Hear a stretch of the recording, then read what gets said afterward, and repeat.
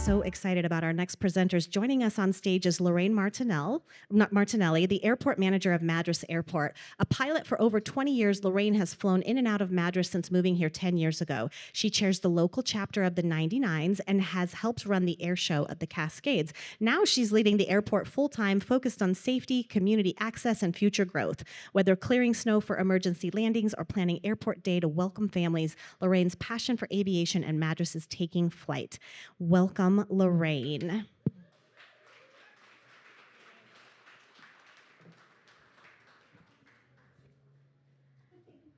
All right. Well, thank you for the invitation to provide an update on the Madras Airport, which is part of the city of Madras. Central Oregon is growing, and my story is one of being transplanted to Madras. Just over 10 years ago, our family moved to Madras from Hawaii for the airport. The Erickson aircraft collection had recently moved here from Tillamook. Mr. Erickson found that this was an ideal location with the weather conditions and land to relocate here. He then reached out to my husband to bring him in as the director. Since that time, we have witnessed growth at the airport and community as far as employment and opportunities. If you stop in at any of the businesses at the airport, you will find similar stories to mine.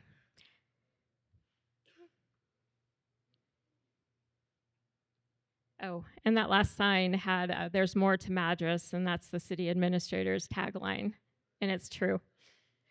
So a brief history. In 1942, the U.S. Army Air Corps constructed a training base for World War II support. The Madras Army Airfield was an active location with B-17 and P-63 training, as well as many other aircraft training and aircraft maintenance.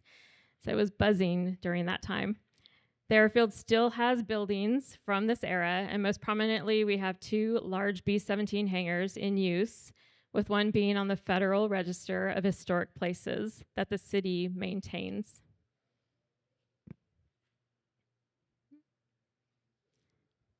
The airport's staff and the city, we take pride in offering an exceptional airfield, and we look forward to building on the foundation that has been set. We have two runways. So we have the main one, that's 1634, and we have a crosswind, 422. And then we have a 5,000-foot turf landing strip that brings a lot of people to Madras. We also have a new helibase that we're looking to build. We have a wide array of aircraft that utilize this airport. With many essential services. To date, so from January 1st to today, we have nearly 13,000 flight operations at Madras Airport. So when you think it might be a sleepy airport, it isn't. We'll have over 50,000 by the end of this year. We're trending that way. So it's becoming very active. That's landings and takeoffs. We have a lot of different aircraft. We have air ambulance that lands here. So if your loved ones get in an accident or something happens medically, a lot of people will go to the airport and be transported. We have aerial firefighting, so we have a lot of helicopters that come in and fight wildland fires. And then, of course, we have Erickson Aerotankers based out of there. We have utility inspections, so actually PGE, they have their large helicopter based out of Madras. We have agricultural spraying, so Cat Ag, you can see on the far right over there. You might see him one early morning spraying the fields. We have a lot of training aircraft at Madras. And of course, we have Erickson Aircraft Collection with nearly 30 vintage aircraft that they take all over the country and Canada for air shows. So the word about Madras is definitely spread to all over. We have a new skydiving facility that just started last month. And this last weekend, he contacted me and said we were really busy. I said, great, that's fantastic. We have an aircraft maintenance facility, which is a FAA repair station, which brings in their own type of aircraft. We have military training. So next month, actually, we'll have some military training at our airport. We have private charters that come in for hiking and fishing and hunting and rafting. So sometimes you'll see some really large private jets on our ramp.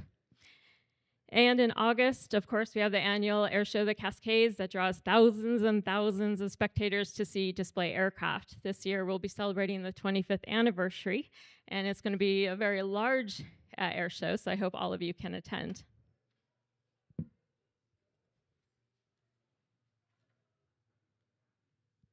All right, so the Madras Airport sits on over 2,000 acres of land with both aeronautical and non-aeronautical land available for lease. I don't have to maintain all of that. I only maintain about 800 acres of it. On this property, there's the Daimler track, the motorsport facilities that include the Madras drag strip. That is the oldest NHRA track in the Pacific Northwest. You can many times hear dragsters out there, and that brings a lot of people from all over the place. We have the Madras Speedway that does the same, Desert Peaks Golf Course, Madras Rod and Gun Club, Mount Jefferson Archery and Pistol, and the OSU Agriculture Extension is actually on our property. These facilities draw visitors from all over the country and world. And the new Warbird shop that is part of Erickson Aircraft Collection is drawing an international attention with the restoration of 2 outside B-17s, a B-25 and a Yak. There's already much activity for our community with room for growth. So when people hear that the museum is closed right now, if you do get inside and if you ever need a tour, please contact me. I love to give tours. You will see an incredibly busy workshop. Airfield side, our capital improvements include the need for more aircraft hangars because we are completely maxed out. And we are looking to extend and widen the runway to allow for more aircraft to land, larger aircraft. Thankfully, we have the space for strategic growth of the airfield. X marks the spot. So if you look at Madras, there's a nice X there. So although Madras may have seemed like a far off place from anywhere in the past, it is becoming quite active as many journey through and to our area. With the growth of Bend Airport, with its new tower, and Redmond Airport with its growing airline services, Madras Airport is definitely going to grow, and it's going to grow quickly, and so is our area. So an excellent foundation and primed for growth. So one of my goals as airport manager is to highlight the airport. I feel like I'm the big cheerleader. I am there a lot, and I really I understand and see the value of it, and it is a beautiful facility. The necessity of the services is important, and it's important that we grow it wisely. My goal is to encourage the next generation of pilots and aviation careers. So with that, we have this on May 31st, Saturday, we're going to have the 2nd annual Madras Airport Day. It's a free event for our community. So if you're around, please stop in. We'll have different static aircraft. We'll have pilots talking to youth and adults. Our Young Eagle pilots will be giving free flights to children. Last year, they gave 57 flights to children. So please stop by anytime to say hi to me at the airport, or if you'd like a tour of the full facility. It's actually quite impressive when you see what it truly is. So now I am so excited to introduce Erickson Aerotanker, based right here in Madras. Their fleet of jet-powered tankers drops thousands of gallons of fire retardant to fight wildfires across the country.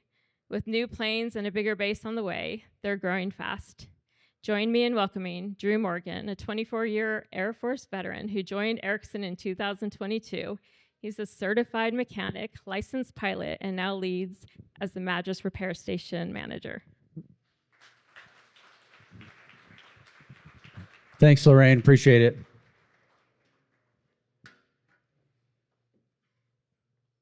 And thanks, EDCO, for having me tonight and inviting us to be a part of this. I really appreciate it. It means a lot to us. The city of Madras means a lot to us. They do a lot for us. They support us in a lot of ways. And this whole area, not just Madras, but outside of Madras, all of Central Oregon. So I'll talk about that a little bit. So those of you who don't know, Erickson Aerotanker, obviously we do operate here out of Madras Airport. It is our home base, but we operate 7 MD-87s that go all over the United States. So a lot of folks don't realize we're here because for a big majority of the year, our tankers are not here in Madras. They're out working on U.S. Forest Service contract. So it sometimes surprises folks when they see them show up and they don't realize we have this amount of operation that is operating out of the airport. But if you come in the winter, you will see it. Like if you come up right now, you invite to visit us. We have 5 tankers sitting on the ramp, so it tends to draw some attention when folks drive by. But we're a part of a bigger company called Aero, who operates out of Hillsboro, Oregon. They're our mother company, and we're just a shoot off of Aero, but we do operate almost independently. They just provide the overall administrative services for our company. Slide. Oh, I got a clicker. Sorry. So, like I said, we operate a fleet of 7 MD-87 aircraft currently, air tankers. So they are old airliners that we have purchased from airlines throughout the world. All 7 of our aircraft did come from overseas. So they're from Iberia Airlines, Spain Airlines, China Air. Most of all those companies are no longer in business, but we purchased from them, brought them over here, and then converted them to be air tankers. We, Aero purchased Butler Aircraft Service, which a lot of folks, if you're from this area, Central Oregon especially, have probably heard of Butler. We bought Butler Aircraft Service, or at least their aerial firefighting portion of their business, back in 2011. And at that time, they were operating DC-7 air tankers, which if you go to the Madras airport, we still have 3 of them sitting on the ramp up there that no longer fly, but you can get a sense of what we used to fly if you're not familiar with what a DC-7 is. We operated those aircraft till 2020 was the last flight that they did. And so back in 2012, we purchased our first MD-87 and converted it, Tanker 101, to be an air tanker. Obviously, that takes a lot of years of trial and error and research and development to develop a tanker out of an MD-87 that was never done before. So we designed the whole thing. We own the patent, the STC for that, for this aircraft. Like I said, so we brought it, the first one, 2012. We converted it. It flew we had the first 3 converted, and they flew in 2014, 2015. And then we took 2 years off from MD-87 service just due to changes and modifications we needed to make to the airplanes, and then brought another 3 on in 2017.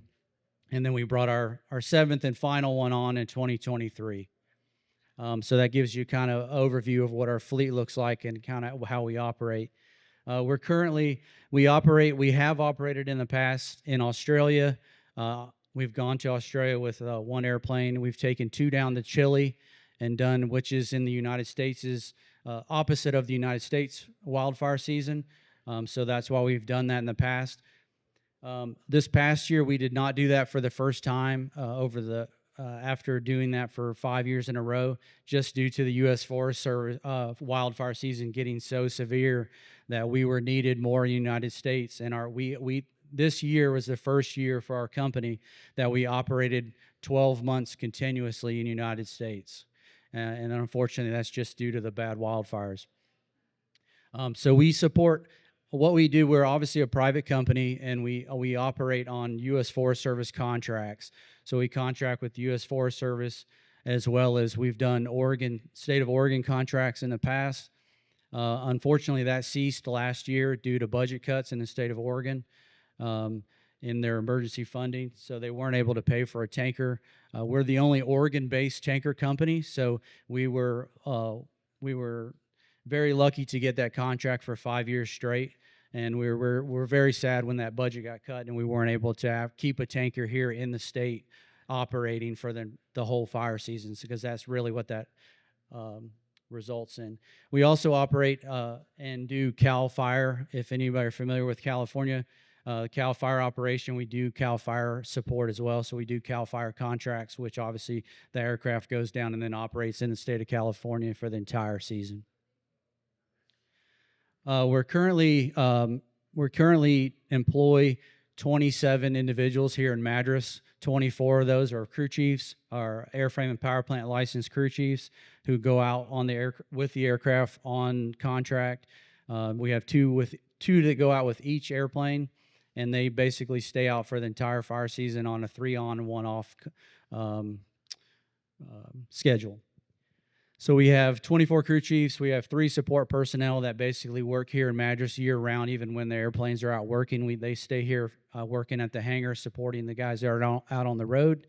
And then we have 28 pilots that support the aircraft as well. So that gives us enough for 2 crews for each airplane, and they do a 2 week on, 2 week off rotation. Just to give you a little idea of the folks that we have here in the area. The big one thing I did want to touch on is obviously the folks that work for us, are highly skilled, highly trained, have to be certified because of what we do in the aviation realm. And so it's hard. We struggle to find folks to come work for us. And one of the biggest reasons we've had is locally looking for housing, support, all that kind of stuff. So that's definitely something I just wanted to bring up to your attention. We have, I would say, probably 60% of the folks that work for us currently here locally in Madras live in Redmond.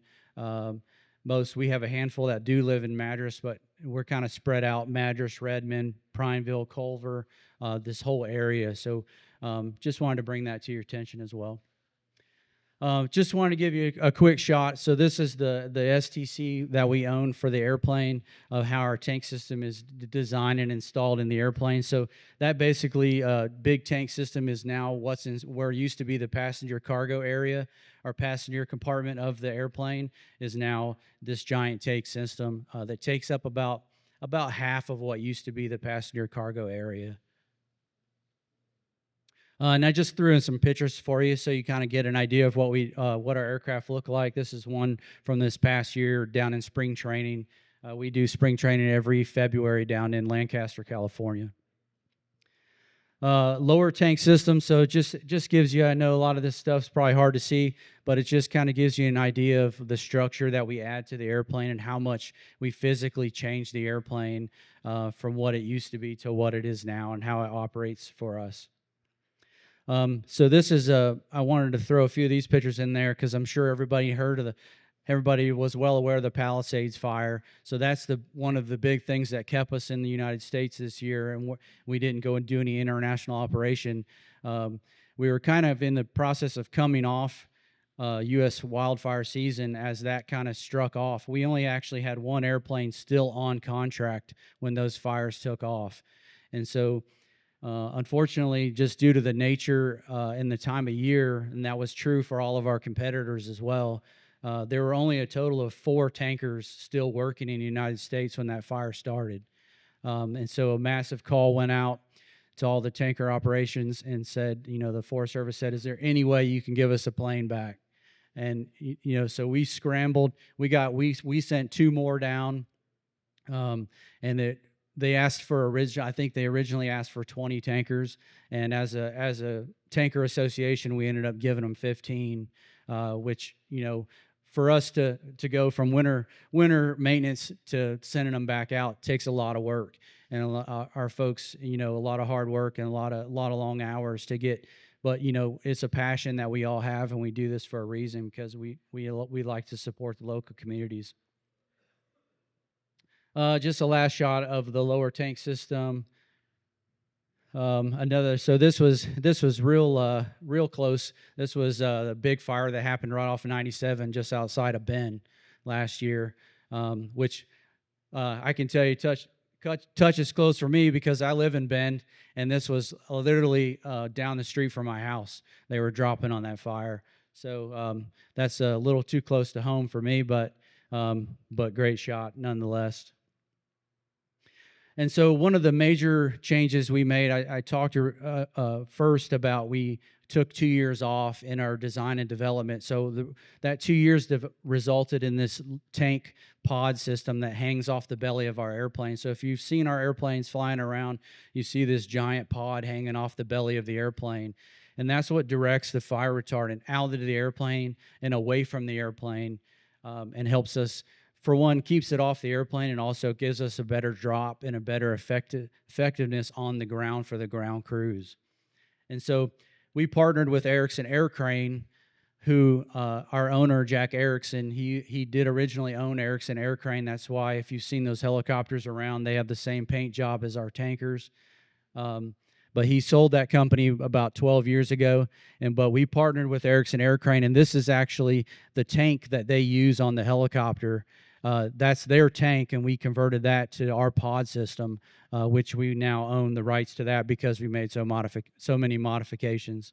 But the partnership with Erickson Aircrane is what made that all possible for us, which at that time was operating still out of Medford, Oregon, too. So still kind of not too far out of our area. Another shot of a Palisades fire, one of our tankers coming in for a low drop. We have a hydraulic system that's mounted inside the passenger compartment, basically right outside of the flight deck area, and that's what operates our entire system. We integrate it into the airplane, so it becomes basically a part of the airplane just like it was originally manufactured. All the same aircraft parts that are already on the airplane, and it's all computer controlled, so it's has basically a computer brain in there, and the pilot, all they have to do is dial in. They have a dial in the flight deck, and they just make a selection, and that's usually based on whatever the ground crews ask for, coverage level wise. They're able to dial that in and then just push the button. It's really that easy for them, so they can focus on the hard part, which is flying the airplane. And I bring that up because it's a good shot of that. We generally drop. So this is a large airplane. This airplane used to carry 200 passengers when it was an airliner. So that gives you an idea of the size of the airplane.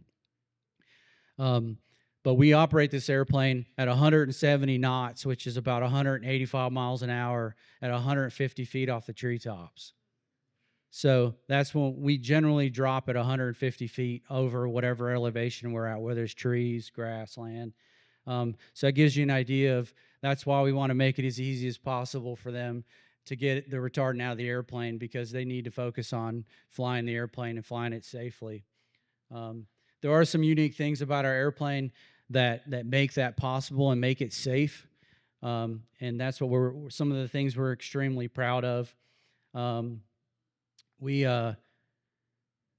of the first couple of things I just want to hit is we're able to, because the airplane is so large and so capable, we're able to carry spare parts and all the tooling on board that our maintenance guys need stays on the airplane when it's out on contract. So we can relocate at the drop of a dime when the U.S. Forest Service asks us to, or the state of Oregon and CAL FIRE. We can go to another base wherever the fire is, and we have no support vehicles needed. We don't have to wait for support vehicles to show up. We're the only ones in the wildfire business that have that. Everyone else uses support vehicles. So we're extremely proud of that, because it saves us in downtime, because we're able to get there, get on the fire. If we have a problem, our guys can get on fixing it right away, and they don't have to wait for other folks to show up. Because sometimes the relocations can be, may only be a 2 to 3 hour flight, but that can turn into an 8-10 hour drive, just due to the speed that our airplanes can cover. And then a couple of the other things that makes us unique: due to our pod system, we are restricted to 21,000 feet because we're unable to pressurize as well as original aircraft could. So that does restrict us a little bit. We carry about 4 hours of fuel on board. But one of the biggest selling points of our airplane that we love is the plane can cruise at 450 knots, which is over 500 miles an hour. And the cool thing is, when we're on wildfire contract, we're a first responder, so we're responding to a fire. So if those of you that aren't familiar with aviation, all other aircraft, if you're below 10,000 feet, you can't exceed 250 knots. Well, when we're responding to a fire, all those rules go out the window for us. So we like that. It's a lot of fun, but we're also able to get to the fire quick. And so we have competitors that are really close, but there's no one that can do a quicker turn on a fire than us in the business. And that's because, for one, our crews are amazing, and two, our airplane's amazing and really fast. And also, another big thing we like to hype on is we have a 98% reliability rating when we're out on contract, so that the Forest Service can almost guarantee that when we get called to go to a fire, we're going to go. And so last year, how that equates, I guess, is put it in numbers for you. So 98%, all of our airplanes last year, due to the long, crazy wildfire season, every airplane, all 7 aircraft we had, flew over 300 hours on fire last year. And so when you 98%, is a big deal, because we can get there and put the retardant on the ground when it's most important. We fly in the FAA restricted category. What that means is that's same category that crop dusters fly in. So we like to make the joke we're just a giant crop duster in the sky. Our ownership doesn't like when you say that, but we always think it's funny. We have a 900-mile strike distance, so that means we can take off from any Forest Service base and go to in a 900-mile radius to a fire and back, which gives us a huge ability, because if we're located, they could have us positioned in southern Arizona, but then a massive fire breaks out in central California. We can get there. We can take off out of Arizona with a load on board and go straight to the fire. And then we carry 3,000 gallons as our normal load, 3,000 gallons of fire retardant, which why that's a big deal is there are companies out there that carry more than us, but again, when you do the math at the end of the year, because of the speed, because of our efficiency, we're able to put more loads on the ground every day than any of our competitors. So we're really proud of that. Our airplane could carry more, but just due to center of gravity and safety issues, we don't try to push it to keep our crews and all of our folks safe. And then lastly, we can take off and land fully loaded, which why is that a big deal? As taxpayers, that should be a big deal, because I can tell you 3,000 gallons of fire retardant, the fire retardant costs over $8 a gallon. So all of our competitors, we only have one other competitor that can do that as well. And that's a big deal, because if you can't land loaded, then you have to go out and drop it away from, if you get canceled off a fire, they just go out and drop it at a drop zone. And so that all that fire retardant is going to waste. And so we're really proud of that, because it saves a lot of money for the government and the taxpayer at the end of the day. And then lastly, I just wanted to plug the airport day. Obviously, we're a big part of the airport up there, and we're proud to be a sponsor this year. And we're going to have, if you're in the area or going to be around, the airport day is a great thing to come to, because we're going to have an MD-87 on static display, and we're also going to be doing a live water drop over the airfield during the airport day, which a lot of folks don't get to see up close. And thankfully, the airport day falls in line when we still have tankers here, not on contract yet. So we're able to do that, because every time when the air show comes around, we're out. That's middle of fire season for us, so we're out working. So I just wanted to plug that real quick. And I think that's it for me.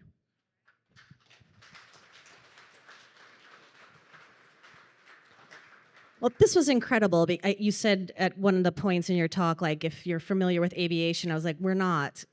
We're really not. We like to think we are. We are not.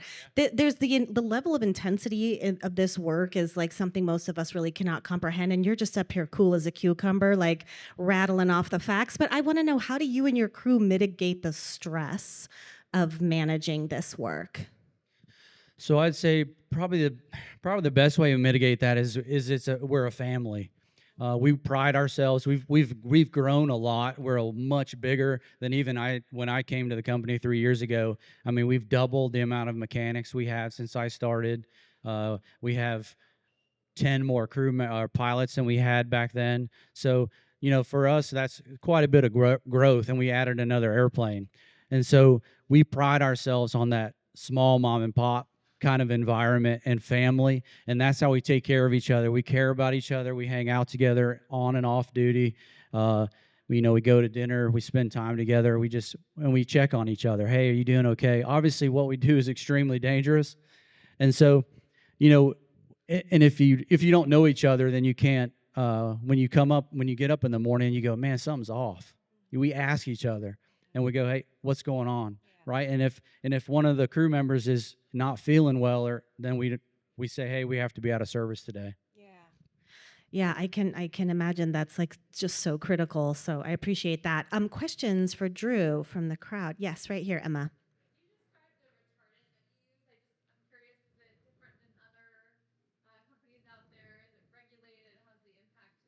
Yeah, so thank you for that. Emma has a question about the actual retardant. Is it regulated? Is it different than what your competitors are using? What is the impact on the environment once you've dropped it? That's a loaded question. Yeah, so obviously we don't control the fire retardant in any way. We just load it in our airplanes. The U.S. Forest Service controls it. The FDA, there's a whole bunch of federal agencies that are involved in controlling it, as well as the FAA. They're involved in it because it's an aviation asset. But it's actually currently the fire retardant is only made by one company in the United States, and so that's a big deal in the nation right now because it's there's only a sole provider of retardant in the United States. So they've been working on that pretty feverishly. There was another company that came on. I did not touch on that in my slides. There was another company that came on a couple years ago, and unfortunately we carried that experimental fire retardant, and it took one of our airplanes out for an entire season because of corrosion. Oh, no. And so I can tell you as a company, we are very hesitant to carry anything else because of that. But currently, a company called FosCheck is the only sole provider of fire retardant in the United States. Okay, so that one that didn't work out, that was the non-organic version of the fire retardant. It was supposed to be environmentally friendly. It was not. Yes, right here. Great question. What's the difference in efficacy of plain water versus the retardant? So, yeah, I don't know. I'm really the one to ask that, but I'll tell you. So the difference is, the way that we operate, what tankers do, is we don't generally drop directly on the fire. So we create a fire line to stop the fire. So there are times when we will drop directly on the fire. It's usually on the edge, on the heel or foot they call. But generally, what retardant is used for is to create a cut line to stop the fire from spreading any further. Where water is used on the helicopters, the smaller airplanes, to drop directly on the fire. That makes sense. Yeah. I think there was another, no, okay. But I have another question over, yes, in the back. Thank you.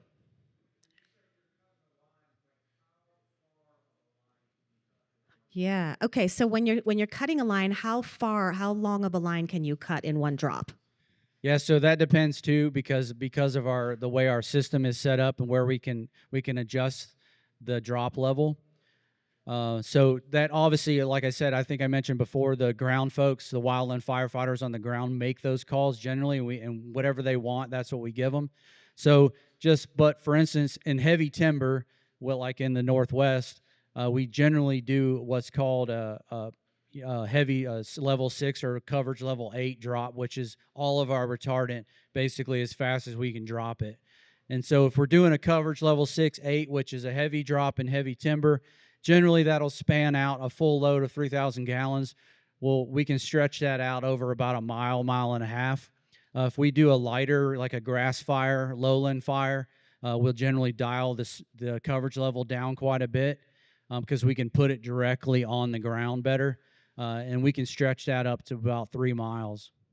Wow. Yes, I think I had another question in the back. Kurt, did you have a question? No. Nope, he's not. No questions. Yes, right here. Yeah. Yeah, good question. So when you're doing these drops, how long does it take to cut the mile or cut the 3 mile line? So the coverage level 6 or 8 in a heavy timber, it takes about 20, 30 seconds for us to drop that entire load from start to finish. It's pretty quick. We lose that, and it's 28,000 pounds of fire retardant leaving our airplane in that amount of time too. So you can tell that just adds another safety factor. I keep thinking about your 98% reliability rating, and I'm like, are you getting crank calls from like Delta and America? Just like they're so jealous that you guys are pulling this off. Like, what are these guys doing? To be fair, they fly a lot more. They do fly a lot, yeah, and they're dealing with people, which is much less predictable than fire retardant, right? A question over here? No. A lot of fakers on the questions tonight. You guys are faking me out. Okay, I have a question. When you are hiring, when you're growing your teams, what are the qualities that you're looking for in your team members? Like, how can you like meet with someone and identify like that guy's going to be successful, that person's going to be successful? Yeah, that's something we've put a lot of thought into, honestly, in the last year or two, because we've tried to grow the team so much, and we do have a specific traits we look for. We have leaned really heavily military in the last year or two, and not that's I guess not for any real reason. It's not because I'm retired military, maybe a little bit, but we just a lot of the military traits, especially the guys that folks that come out of the U.S. Air Force, they bring that mission mindset that we operate with, where the airlines, it's very different. We've had a few airline folks come over, and unfortunately they generally don't work out just because the pace and the way we operate is so drastically different that it's tough for them to adapt to. So you have to want to do this. This is not something. This is not just a general maintenance job you go get or pilot job. This is something you have to have a passion about and want to do. So we look for that. We look for that. That drive. And that's one of the big questions I always ask them is aero firefighting something you've always been interested in? Right? Because it has to be that has to be there at some level. Yeah, that makes sense. Like the purpose focus, that makes a lot of sense. Okay, any other questions for Drew? Okay, well, this was incredible. I didn't know anything about this, and I think it's a really, obviously you have lots of different questions coming from people, so I hope that the airport day goes really well, and I wish you a very, how do I want to say this, uneventful fire season. I've never wished that someone's business wouldn't grow, but you know what I mean? Yeah, I appreciate you so much. Thanks for being here, Drew.